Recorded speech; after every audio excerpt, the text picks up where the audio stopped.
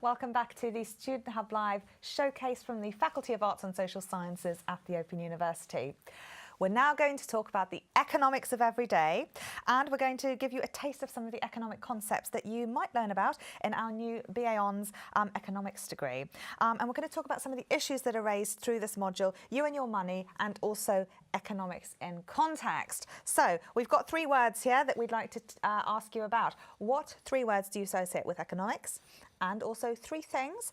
What might economics play a role in your everyday life? So tell us 1, 2 or 3 of those things, but you need to fill in each box, otherwise the results won't submit. So if you can only think of 1 or 2 things, that's fine. Just put a full stop in and your results will submit. Okay, so we've challenged our team here. We've got Roberto and Jonquil and Cristina. We're going to talk about some various aspects of economics of every day. And we challenged you to think about 1 thing that you could talk about. And I see you haven't really brought very much apart from some module material. So Roberto, what is your answer to how we can make an everyday object apply to economics? Well, I thought I didn't need to bring anything because economics is about many different things. You're not getting away with that. No. I'll focus on one object, but you can apply to economics to things I think people who are not into economics wouldn't expect. For instance, one thing is, say, this glass of water. You could talk about the economics behind a glass of water. And so you could think about, for instance, what the value of water is.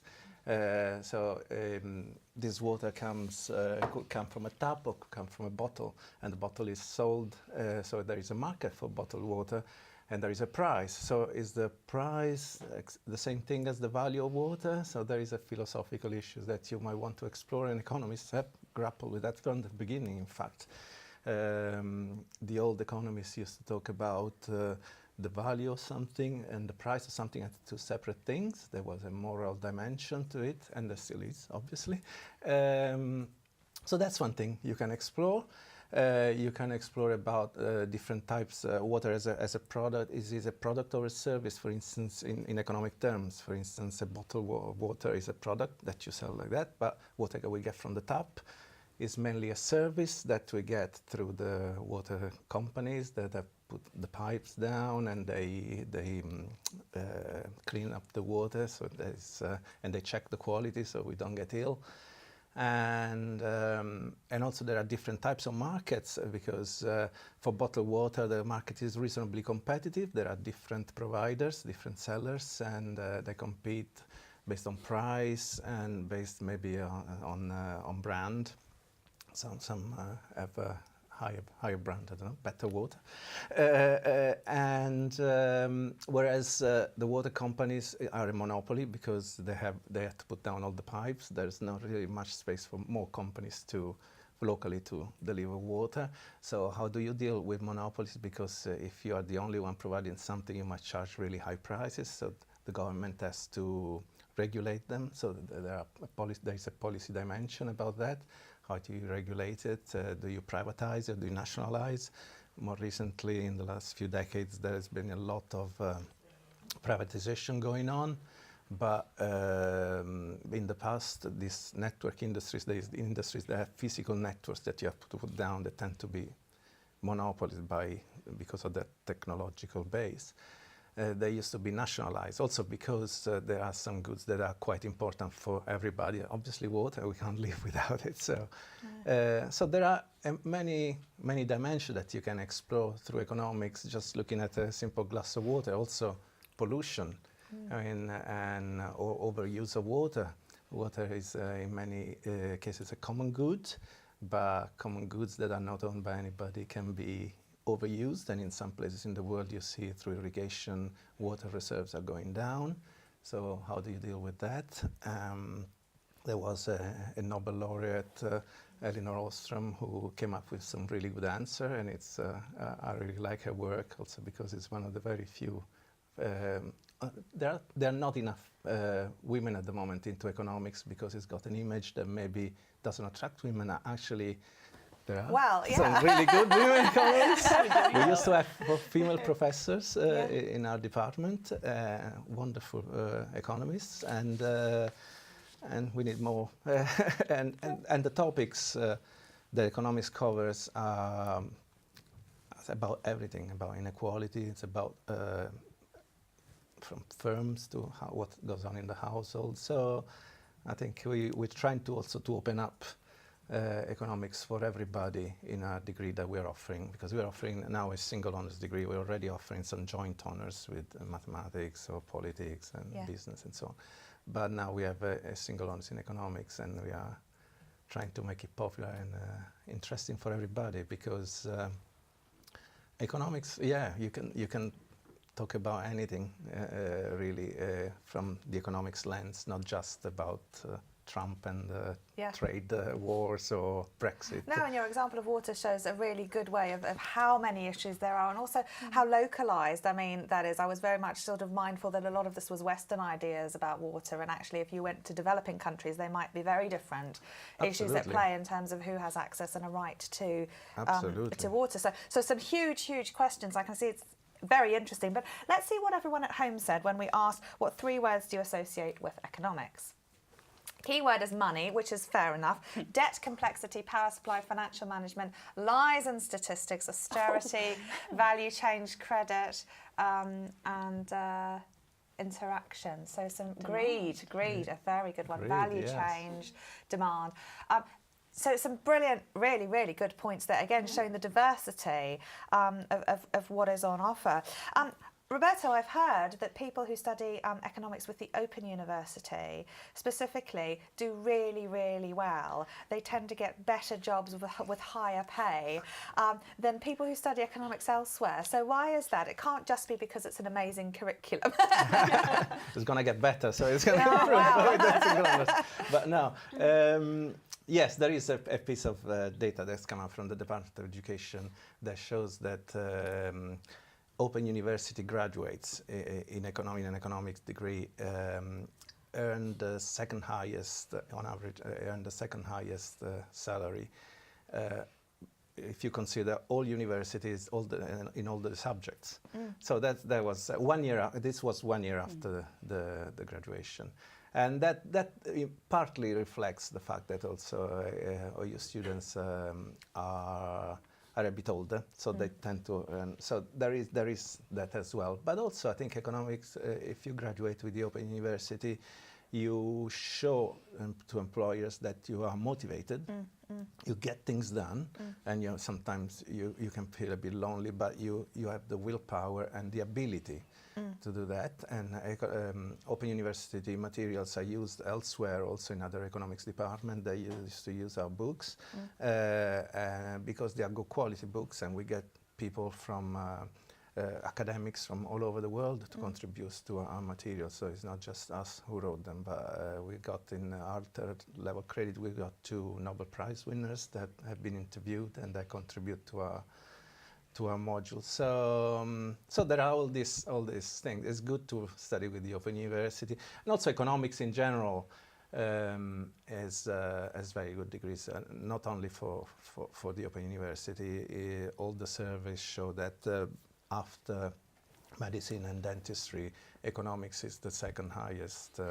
Because whilst money features very highly for our audience, and obviously, it is integral.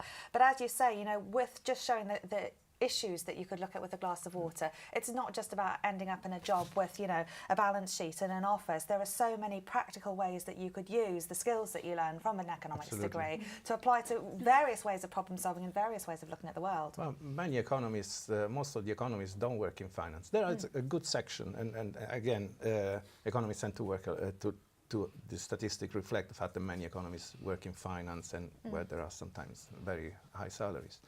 But I've been involved in setting up a degree apprenticeships in economics. It's been organized by the Treasury. Hopefully it'll be completed soon. And there are 10 different economics departments that are users of employers of economists in the government, let alone also the private sectors. There are consultancies as well. And we were there because also there was an ex-OU student who graduated with us, who thought that our material were very good, and so he wanted us there. And he works for the Environment Agency. Wow. So, and there are people who work for the Competition Commission. Obviously, there was the Treasury and the Bank of England, but there are also Ofgem and other sectors. The Department of Justice is you don't immediately associated with economics, but there are some economics aspects also in when you deal with justice. So maybe we should talk to our previous colleagues. And absolutely. do something together. Great. So you won't just end up at the Bank of England. You could end up doing very exciting things in a range of different departments. Just for example, with the government, which is one case that we've looked at. So we're going to talk next to Jonquil, but because we've had our challenge of economics in the everyday, let's see what everyone at home said about how might economics play a role in your everyday life. So we can see here pensions are coming up with the biggest thing. Pay rise necessary, so things that are necessary, making decisions, work, cost of goods, interest rates, cost of living, NHS living, predicting results and interest rates. So some really interesting things here, both in terms of, I guess, some of those economic goods or assets, but also very interesting about predictions and modelling and I guess the application of economics. Jonquil, I wanted to talk to you about You and Your Money, which is DB125, which is launched from the other You and Your Money, but it's much improved, I understand. Well, we've had for many years now a very successful course called Personal Finance, which is about giving you financial capability, helping you to manage your own money more effectively, but also acting as an introduction to the social sciences. So what we've done with this course is we've now put more economics in there. So we've kept all the good stuff about your own money and financial capability, but we're also now laying the foundations for your study of economics. And, you know, as we've already been talking about, economics has got very powerful ways of thought and analysis to help with problem solving. So the fit is very good. And of course, people, we all have to engage with money. I like the list of ideas there, you know, pensions looming very large, for example. And when we're engaging with personal finance, of course, we are engaging as the consumers in markets. So we can't escape the economy at all. The decisions that we make are influenced by changes in the wider economy, but also the decisions we make as households have a big impact on the economy. And I actually did bring an artefact. I brought my mobile phone. Right. It's a very everyday object. Well, particularly amongst the young. I thought you were just glued to it, John. No. I can put it down occasionally. I've brought it actually really as a kind of symbol of advancing technology, because technological change is so rapid now, and it's changing the way that we engage with our money. And I don't just mean that we're all using apps these days to do our online banking, but there's this huge explosion now of big data and the Internet of Things generating new data. So that's impacting on areas, for example, like insurance, where you can have an app on your phone that monitors how safely you drive, and that feeds into your insurance premiums. Great news if you're a good driver. Could be the cause of financial exclusion for people who don't come out so well on these metrics, or very high premiums. And we see the same thing with credit, you know, which again is where risk is being measured, and as data becomes more ubiquitous and more granular, then it's possible to segment people more finely. And so some people do very well out of this segmentation. They come out as low risk, they get good credit deals. But then as you work through the spectrum, there are other people who then find that actually nobody wants to lend to them, or they'll only lend at very high amounts. So technology also drives a lot of questions about the kind of society we want to live in, and whether we're happy with vulnerable consumers being excluded from markets. If we're not, then what kind of systems can we put in place? To what extent should the state step in, either as a provider of services or regulating services, in order to ensure that people have access to the financial services they need. So we've seen that, for example, with the capping of the cost of payday loans, and now the regulator is looking at whether other forms of quite expensive credit, possibly even including overdrafts, we know, which are kind of very mainstream, whether they should also be regulated in some way. So all of the time we're engaging with our money, we're playing this part in the economy. We can't help being there within the economy and playing that role. Wow, that's just so interesting. Because I've looked at some of the module beforehand actually, and I was thinking how brilliant it was in terms of how well structured it was to actually go through your money and start working on various things, various activities that can be very easily applied. And I can see how students would really benefit just financially on their own in terms of sorting out some of these concepts. But also it raises so many of these bigger issues as well. So how at a level 1 module, when you're introducing some of these ideas, do you not, I guess, blow everyone's mind with some of the implications and ethical concerns that you've raised here? Well, I think that's right. We don't actually have the textbooks yet, but I made these lovely mock-ups because we do have the cover. And I quite like this cover because obviously money is there because it's about money, but we've also got, you know, we've got women there, we've got different ages. It's a sort of representation of how money is just there as part of everyday life and always has been.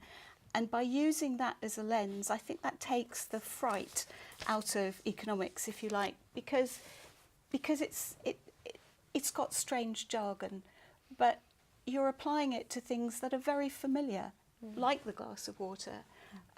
So it's just a way of entering into a kind of economic way of thinking and those big questions that are raised. And I think for most people, it becomes very exciting to actually start with the everyday and what's very relevant to you, but then to expand out and see those bigger issues and the impact of the decisions that you make. You know, for example, if we all shop online, that does have implications for people's jobs. That then has further implications for how what we produce in the economy is shared out. We're very used to people mainly getting their share of the economy through selling their labour and getting wages. But it may be that the future is very different. And how quickly some of those things changes. I mean, already in online retailing, we're seeing big, you know, household name stores closing because of online sales. But equally, there's this whole challenge then with people buying 20 items and returning 5 that are then unsaleable. And you can see that then tipping over the edge of that model, for example. Yeah, and I think sometimes we don't kind of join ourselves up because we're not just consumers. You know, we're consumers, we're producers as well. And somehow we compartmentalise ourselves. And when we're out shopping, we don't really think about those bigger implications. But somewhere I think we've probably got to join ourselves up, if you see what I mean, and be aware that we can have what the social scientists call agency. We can have an impact on this bigger structure that we live in purely by those everyday decisions that we make. You've got a great example as well, Cristina, of an everyday item. I do. I'm wearing it.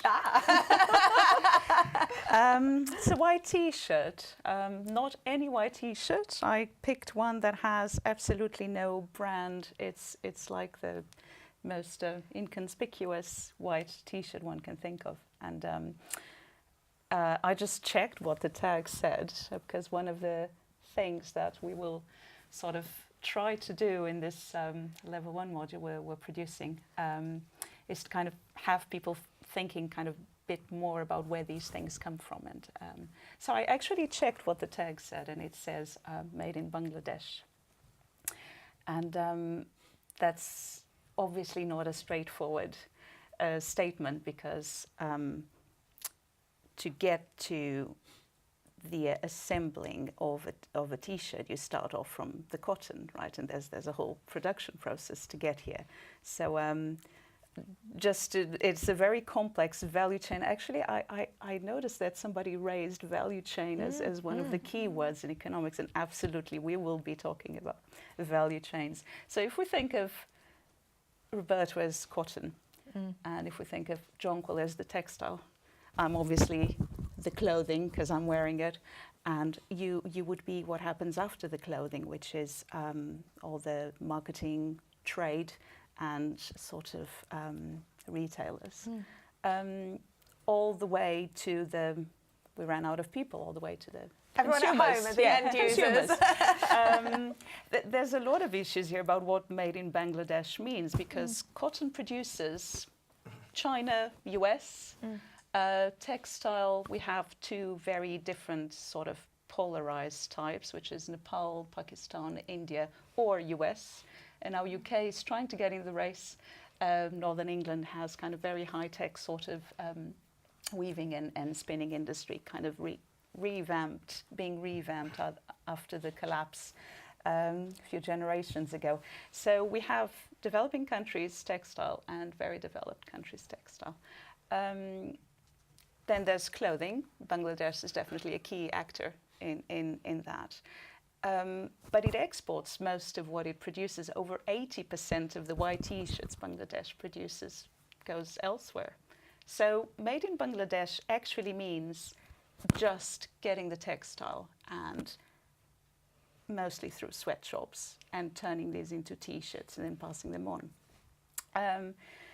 And the reason why this raises a lot of issues about economics, I will kind of try to summarize a few key ones that we'll be looking at. One is, for instance, data clearly shows that the average wage of a worker in the clothing industry is much, much lower than the average wage of a worker in the textile industry. So it kind of immediately starts making you wonder about, and that, by the way, even when we're just focusing on developing countries, so I'm not comparing the average wage in the US, but the other extreme, Nepal, India, and Pakistan. So why would it be that there's such a sharp difference in terms of average wage of the workers working on this stage of the production and on that one? There's a lot of questions there about how industries evolve and what are the characteristics of the product itself they're producing, what are the governmental and policy context that kind of makes industries lean more towards cheap labor strategies or production processes, or something which is likely to be more capital intensive, or neither sometimes just, but it's not. So there's a big issue there about trying to understand how different firms and different industries end up choosing certain production pathways. And another probably more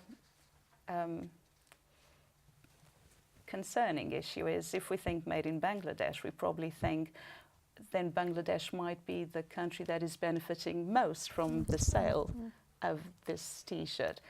But actually, when we look at the data, the value, and I'm using the word value again with slightly different nuance from the way Roberto used it earlier, the value added or created by this stage of the production is actually much, much lower than that stage. So made in Bangladesh does not mean in any shape or form that Bangladesh is benefiting more in terms of wealth created or in terms of expansion of the economic activity.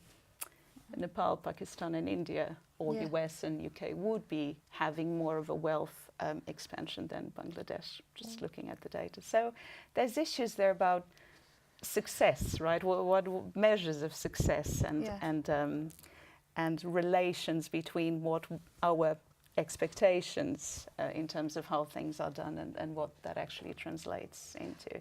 And so these are some of the issues. So this is for a module that's going to be available next year, DD 216, Economics in Context. So you can see again how you're using a really practical, tangible idea and showing some of the various issues. But I guess this is more focused on a trade and practical sort of aspect in terms of wages, processes, and who's really benefiting, etc. Yeah, it is. I mean, and we can go on, right? There's the issue to do with different agents playing a role here. If we actually now think about the consumers, and if we're still focusing on Bangladesh, if we have more than 80% of these white T-shirts being exported, what happens to the local markets of clothing? what happens to the preferences for local clothing or the preferences for white T-shirts of consumers, and in what way do these changes in terms of consumer preferences sort of shape the markets and shape the way the prices are kind of created, and what can we learn from observing the market about the behavior and incentives of producers and the whole value chain and what's happening with consumers. So there's lots of kind of raising awareness about our everyday, it's putting them in context about our everyday choices about what we wear and where the economic agents at play in all of these decisions, really. Yeah. That sounds brilliant. I just want to take a quick trip to HJ and Damon. Yeah, we've got a lot of great chat, and we're picking up on quite a few interesting threads about, especially what Jonquil said about, data driving what's happening in economics personally as well. So Dav made the point that we're all affecting economics just by what we're doing, whether or not we're going to be offered a loan or whether or not a local business might come to the area by the effect we're having just of information. And Julianne is enjoying the chat. She said it's good to connect my studies, and she's focusing on environmental studies and relating it to the global economy. And we're also thinking about the power the consumer has. So we're talking about shopping locally and what decisions make there, and actually we can have a big influence on that front as well. Yeah, and the issue of shopping online versus shopping locally, whether you still use a big chain like Tesco's or your local butchers, and the impact that the individual can have on wider issues like buying a T-shirt from Bangladesh. People are recognising the importance of their own activities. Sounds like a brilliant chat, and again, really showing the diversity of economics and the value.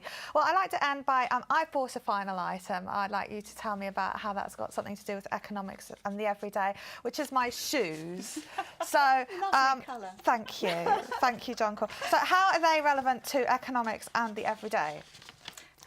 Where were they made? Come on, that's Where were they made? great. Absolutely amazing story about global value chains, and the key players have been shifting brutally over time.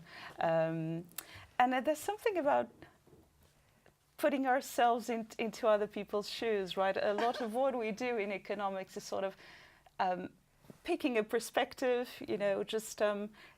and sort of modelling that behaviour and seeing how that contributes to the wider picture. So both methodology in terms of methods and in terms of practical implications, that's a great example. Plus the gendered nature of that, both in terms of female workers and in terms of well, that's true with consumers. the high heels, that's right. There might also be a conspicuous consumption angle. I'm not going to ask you if you've got red soles, but no